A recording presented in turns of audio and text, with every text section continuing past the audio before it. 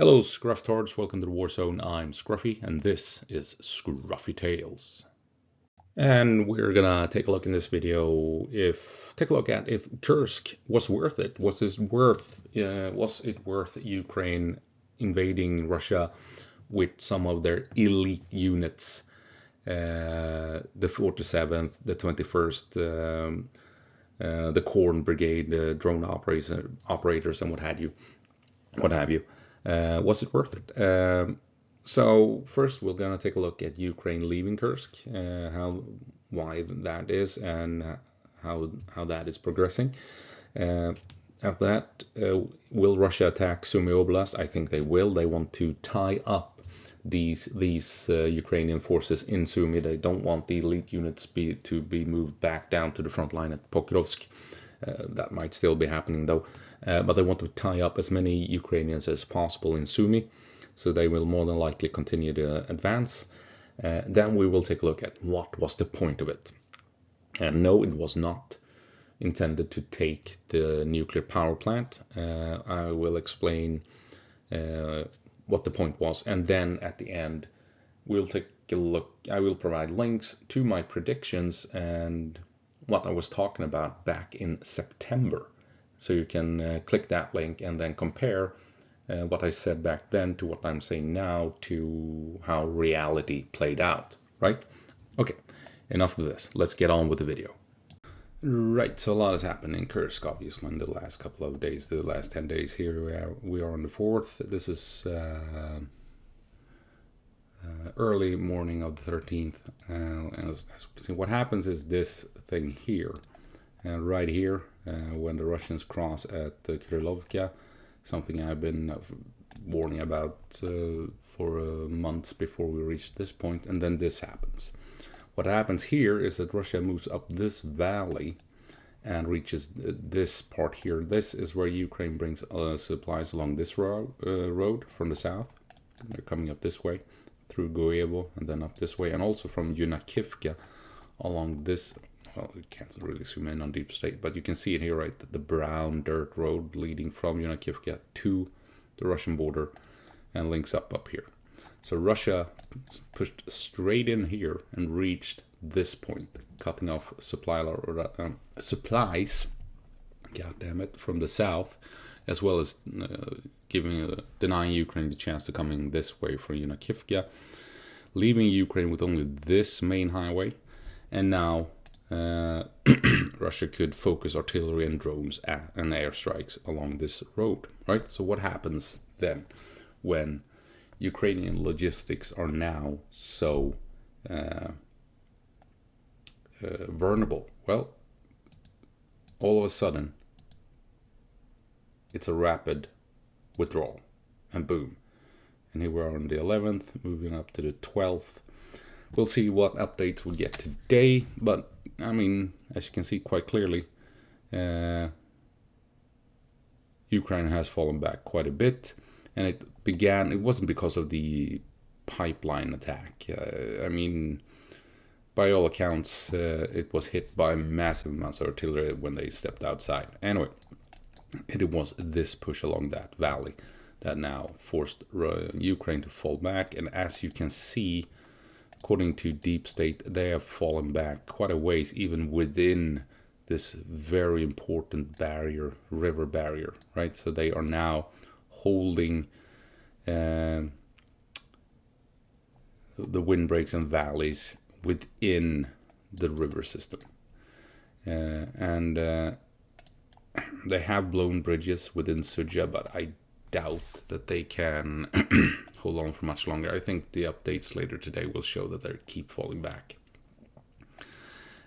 They had an opportunity, if you will, around this point when they're falling back. If all of these forces that were falling back, if they at this point moved down here and just took back control over this valley, then of course then they could have held on to the river system here, but quite clearly that's not what's going on. They are, by the looks of it, leaving Kursk entirely, and they will now focus on defending Sumy.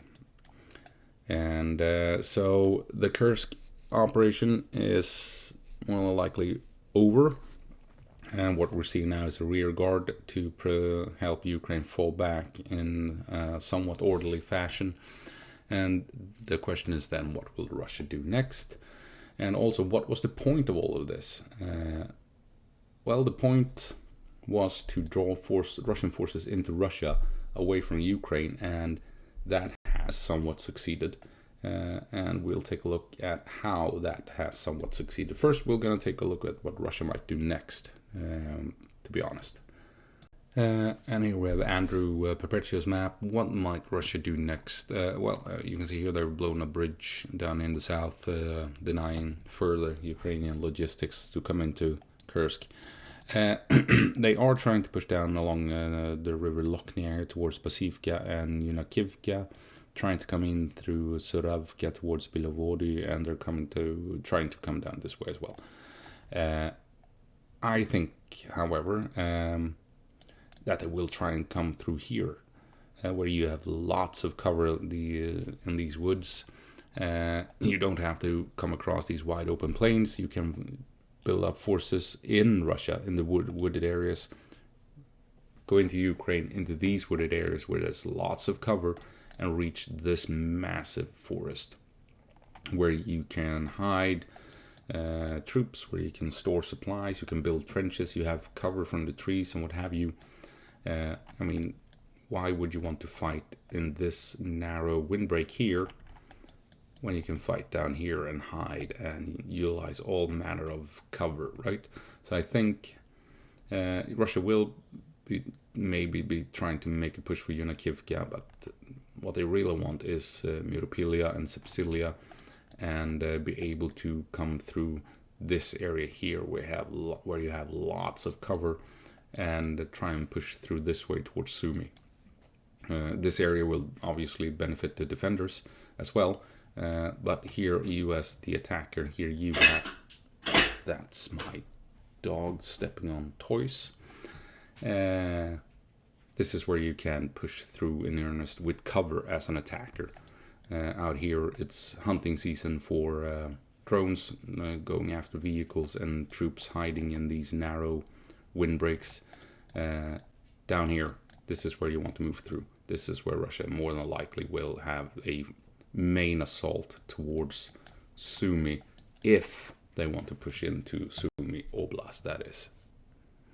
So was it worth it? Well, we will only know when the war is over. The true impact this campaign had on the overall war effort. Here now, at the moment, I think it was worth it, and I think Ukraine achieved partial success with the operation. Now, the Vatniks are gonna shitting bricks now. Oh, it was a complete failure. No, I'll explain what happened. And so Ukraine had been on the defensive for a long time. Russia was gaining some momentum, and Ukraine had to do something, right, to switch things around, to gain some initiative, and force the Russians to fight where they had not planned to fight. Because up until the point of Kursk, Ukraine was always fighting where Russia decided where the battles were going to be held. So they needed to switch things around. So they decided to attack a relative weak section of the Russian border that would also hopefully have some additional effects on the front line at large. So they attacked here at Sucha and Koronevo and Glushkovo, and close near to Kursk and the Kursk power plant, nuclear power plant. And also not far off is the Kharkiv front line at Belgorod. So when Ukraine pushed in here, Russia immediately began to build the fortifications up around the nuclear power plant, because they well and truly feared or did not dismiss the idea that Ukraine was going for Kursk and the power plant. As it happens, Ukraine did not invade with enough troops to secure all of this territory or supply lines leading up to the nuclear power plant. So all you Vatniks know that was not part of the plan. They did not have the manpower to secure all of this area and secure supply lines and what have you. So no, but they attacked here, and it was part of the plan to have Russia fear Ukraine was going for Kursk and the nuclear power plant. What Ukraine was hoping for was an overreaction, that the Kharkiv front line would be moved up to Kursk, and then Ukraine could secure this part of the battlefield, and they could relocate troops and what have you. Russia did not overreact. They did not panic. So what happened instead was, as Ukraine was securing territory, oops, I didn't get that far, sorry. When Ukraine was starting to secure territory here, something like this, right? Something like this. Russia began to send in troops. Nothing major, but slowly but surely building up forces in the area. They did not panic. They did not move entire formations. Instead, it became an ad hoc unit of various troops, because Russia realized that if they panicked, they would destabilize other parts of the battlefield, and that would give Ukraine an advantage within Ukraine itself. Russia did not want that, so the generals took smaller units or small portions of units from all across the battlefield and moved them up to Kursk to contain the Ukrainians to start with. And that is what happened. What Ukraine also tried to do was, of course, to push into Glushkovo and secure all of this area here, right? So Ukraine wanted Sudzha, Kornevo, and Glushkovo, 3 counties within the state of Kursk, if that makes sense. Sudzha Rayon, Kornevo Rayon, Glushkovo Rayon, within Kursk Oblast. Russia, on the other hand, managed to hold the line here at the border. Remember how Ukraine blew up the bridges here? That was an attempt to isolate Glushkovo. They wanted to push up to Kornevo, blow the bridges, and then push in and take over Glushkovo Rayon, as it was weakened and isolated. This did not happen. But this is essentially what happened. Russia now began to slowly build up forces that managed to contain the Ukrainians, crucially at Kornevo. Ukraine never managed to grab Kornevo. And this is, of course, where Russia managed to launch that counter-assault south, and then came in north here at Zhytomyr, and then they started to push Ukraine back ever so slowly, right? What was the plan then? This is what happened. Russia played their cards correctly, slowly built up forces to contain the Ukrainians, and then they reached critical mass where they could counterattack. Crucially, they held Kornevo. That was when things turned around, that they managed to hold Kornevo. And then they began to slowly push Ukraine back. So what was Ukraine's overall plan here? Well, Ukraine wanted to take Glushkovo Rayon, Kornevo Rayon, and Sudzha Rayon, something like this. Hopefully, the hope was that Russia would panic and abandon the Kharkiv front. They did not. But still, even with these 3 counties, these 3 cities, they would force Russia to move vast amounts of resources and manpower to Kursk to fight here instead of within Ukraine. As it happens, we know that Russia over time has allocated some 100,000 troops to the area just to push Ukraine away from Kornevo, and now fighting with around Sudzha with some 38,000 casualties minimum. Horrendous casualty figures. So in total, some 100,000 troops have been deployed here. And of course, and that was without Ukraine holding Kornevo. You can imagine if Ukraine had held Kornevo. Usually Russia needs 4 months to take over a town that is well defended and has a river through it. And Kornevo has a river through it, and Ukraine would have made damn sure to defend Kornevo had they taken it. So you could have easily added or assume that 4 months of fighting would take place at around Koronevo before you could begin making a push down towards Sudzha. And then, of course, Russia would have to try and come in this way towards Glushkovo as well. So 100,000 troops when Ukraine only held this.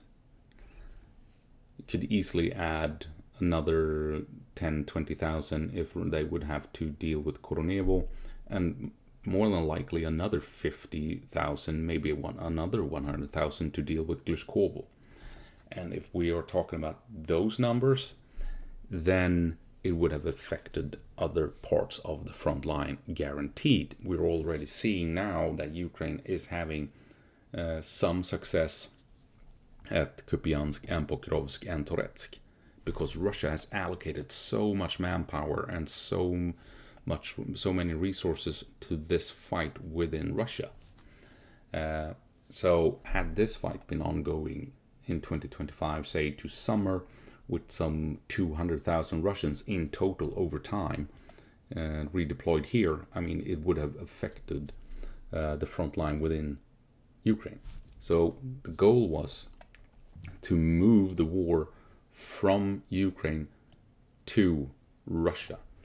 Russia would move more and more manpower into Kursk the longer Ukraine held territory here. So you would effectively move the war from Ukraine piece by piece into Russia. The thing we have to remember, though, is Ukraine could never hold. There was no way in hell that Ukraine could hold territory here. Eventually, Russia would have moved so many troops into this part that Ukraine could no longer hold the line, and they would fall back and lose territory, as we're seeing, right? So the thing is, the entire operation hinged on not if Ukraine would be pushed out, but when, and how long Ukraine could prevent being pushed out. As it happened, it took Russia some 7 months to push Ukraine out of Kursk. Had Ukraine taken Koronevo, it might have taken them a year, maybe a year and a half. Personally, I don't think Ukraine could have held through 2025. I think Russia would have moved so much forces due to political pressure to Kursk that we would have seen Ukraine pushed out of Kursk in some time during 2025. But like I said, that effort would have affected other parts of the front line. So that was the point. This is a wonderful drawing and me babbling of the entire operation, to have Russia move forces into Kursk away from the front line in Ukraine, and then Ukraine would hold for as long as possible, inflict as many casualties as possible, but eventually Russia would force Ukraine out of Kursk. Hopefully the trade-off would have been Ukraine maybe securing the border at Kharkiv, maybe pushing Russia back around Kupiansk, or preventing a push up this far around Pokrovsk. So what did Ukraine achieve? Well, 1 out of 3 objectives is what Ukraine achieved. They took Sudzha and failed with Koronevo and Glushkovo. So with only 1 objective achieved, they moved 100,000 troops of Russians away from the front line in Ukraine, and they forced Russia to lose 40,000 troops within Russia, wasting fuel, ammunition, vehicles, manpower, 10,000 North Koreans in Russia instead of along the front lines in Ukraine, with only 1 out of 3 objectives achieved. I mean, that's okay. The operation met operational success at Sudzha, and achieved strategical success in moving Russian assets away from Ukraine into Russia. And they tied them down in Russia for 7 to 8 months. So partial success from this operation. If that partial success was enough to affect the war at large, we will have to wait and see. But clearly, the operation had partial success. 1 out of 3 objectives achieved. Strategical success in moving Russian assets away from the war in Ukraine and tying them up for seven-ish months within Russia instead of within Ukraine. So that's it. The nuclear power plant was never part of the equation. That was the hope was that Russia would panic because of the nuclear power plant being close to the incursion, which didn't happen. And then the idea was to hold territory for as long as possible and force Russia to allocate more and more and more manpower to the area away from the front line in Ukraine until Ukraine can no longer hold, and then slowly fall back in a fighting withdrawal. Exactly what we've been seeing. Also, if they had taken Glushkovo, you would have multiple supply lines leading into Glushkovo Rayon. You would have supply lines along the border here into Koronevo Rayon. It would have been a whole different situation had Ukraine taken Koronevo and been able to apply pressure over time on Glushkovo. I think it was well worth the effort. It was a gambit. Didn't pay off 100%, but it was a good plan, a bold plan, and it damn near succeeded. They were on Koronevo, outside of Koronevo. They reached the river here, and they were close to isolating Glushkovo. Ukraine was really close to pulling this off with 100% efficiency.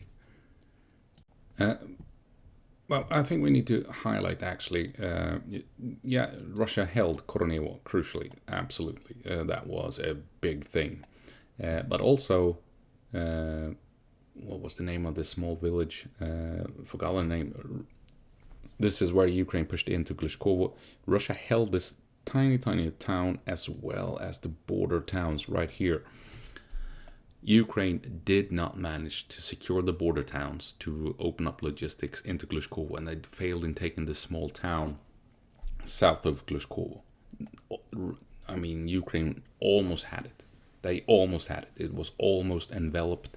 Russia was almost pushed out, but they held the Russians. So Koronevo and this tiny town here and the border town, these 3 battles here is what decided the entire outcome of the Kursk campaign. Should not be dismissed, the importance of these 3 battles. Russia holding here secured that Ukraine did not take the entirety of Glushkovo Rayon, and Russia holding Koronevo allowed Russia to build up forces up here and then make the counter move down here and then follow the main highway over here down in behind the Ukrainians. So they freed up all of this area, and that allowed Russia to then move up this way and continue, as we all know. And then the nail in the coffin was to push in here, dealing with the logistics coming in this way. Right, so all of a sudden Ukraine lost the logistics from down here leading up to Sucha. And the Kursk campaign, it all turned into Russia's favor when they managed to defend Koronevo. Had Ukraine taken Koronevo, it would have been an entirely different thing, this entire campaign. Ukraine would more than likely either hold Koronevo still, or Russia would have just now secured it, and then Ukraine would still be holding on to Glushkovo and the area outside of the Koronevo. And we will be looking at Russia for the next 6 months, pushing out down to Sucha and struggling reaching Glushkovo.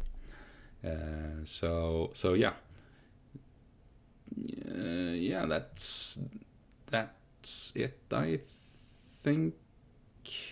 Let's see where we go from here. Yeah, I've been rambling on long enough here. But I mean, on the 22nd of December here, I made a video, Russia close to critical town, vital for the entire Kursk operation. That is this town right here.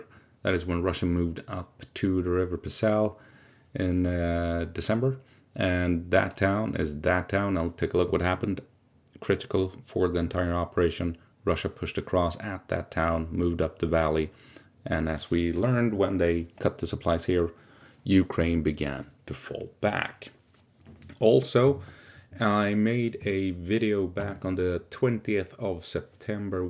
Kursk, what went wrong? It's a long one. Did Ukraine fail, or is it going according to plan? If you take a look at that one, all those months ago, you can compare what I said in that video to what I'm saying in this video, and also, I guess crucially, how things in the end actually played out. So take a look at that video and compare if my predictions were correct or wrong. Did I change opinion along the way? I can say this, I was wrong about Glushkovo. I thought Ukraine would be able to push into Glushkovo. Obviously did not happen. But beyond that, I think I was pretty spot on. And I've been saying the same thing ever since Kursk began, more or less, what Ukraine was after and what was gonna happen in the end. Yeah, I'm gonna provide a link to another video of mine from the 7th of January here called Syrskis Masterpiece. Because, I mean, if you take a look at what I said ages ago, what was going to happen here, that Ukraine would not hold territory indefinitely, that they would just force Russia to push in more and more manpower and grind them down. The plan has worked. They did not take Koronevo as they had hoped. They did not hold territory well into the summer of 2025, absolutely. But they held throughout 2024, as I suspected they would. They held 3 months into 2025, as I suspected they would. They have forced Russia to allocate 100,000 troops, as I suspected they would, and they inflicted massive casualties. And it has affected the front line elsewhere in Ukraine. It worked. The Kursk campaign worked. The question is, will it have enough effect on the war at large to shift the balance of power, so to speak, in the long term?